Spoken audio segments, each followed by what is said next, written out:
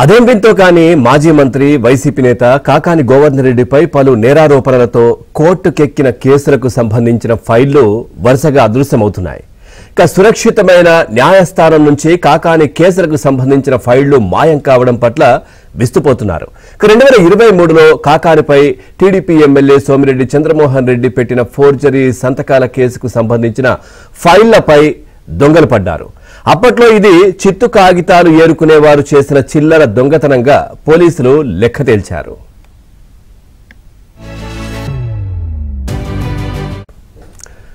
ఇక 2014 ఎన్నికల సమయంలో కాకానిపై నమోదైన కల్తీ మద్యం కేసుకు సంబంధించిన ఫైళ్లలోనూ కీలక డాక్యుమెంట్లు అదృశ్యమైనట్లు తాజాగా వెలుగు చూసింది.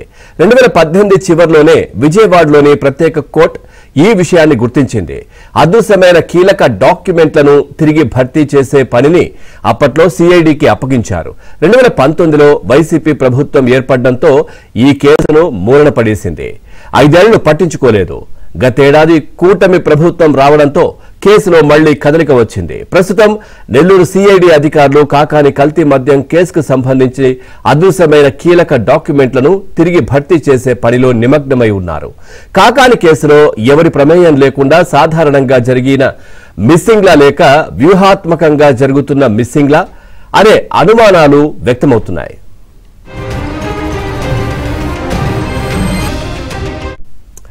రెండు 2014 ఎన్నికల సమయంలో సర్వేపల్లి నియోజకవర్గంలో రాజకీయ నాయకులు పంపిణీ చేసిన మద్యం తాగి వందల సంఖ్యలో ఆసుపత్రుల పాలయ్యారు. అప్పట్లో ఇది సంచలనం సృష్టించింది. ఎక్సైజ్ అధికారులు రంగంలోకి దిగి మద్యం పంపిణీ చేసిన వారిని పట్టుకుని ప్రశ్నించారు. కాకాని గోవర్ధన్ రెడ్డి మద్యం సరఫరా చేశారని, ఆయన గెలుపు కోసం తాము పంపిణీ చేశామని వారంతా విచారణలో చెప్పారు. దీంతో కాకానితో పాటు మద్యం పంచిన కార్యకర్తలపై కేసులు నమోదు చేశారు. ఇదే తరహాలో కావలి నియోజకవర్గంలో జరిగినటువంటి అక్కడ వైసీపీ మాజీ ఎమ్మెల్యే రామిరెడ్డి ప్రతాప్ రెడ్డిపై కేసులు నమోదు చేశారు. ఈ 2 చోట్ల ఈ ఇద్దరు నాయకుల అత్యంత సన్నిహితులై పేర్నాటి శ్యాంప్రసాద్ రెడ్డి, మన్నే మాల సుకుమార్ రెడ్డిలపై కూడా కేసులు నమోదయ్యాయి.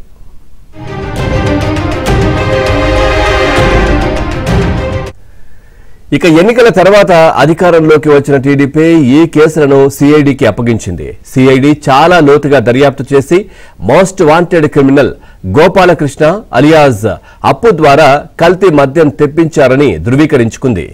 అతన్ని అదుపులోకి తీసుకుంది. కల్తీ మద్యానికి ప్రముఖ కంపెనీల లేబుళ్లు అతికించి ప్రజలకు పంపిణీ చేశారని, ఇది చాలా హానికరమైన మద్యమని ల్యాబ్ పరీక్షల ద్వారా నిర్ధారించుకుంది. ఆ ఆధారాలతో పాటు 2017 చివర్లో ఛార్జ్షీట్ వేశారు. నెల్లూరు కోర్టులో కాకానిపై 4, రామిరెడ్డి ప్రతాప్ రెడ్డిపై 6 కేసులున్నాయి.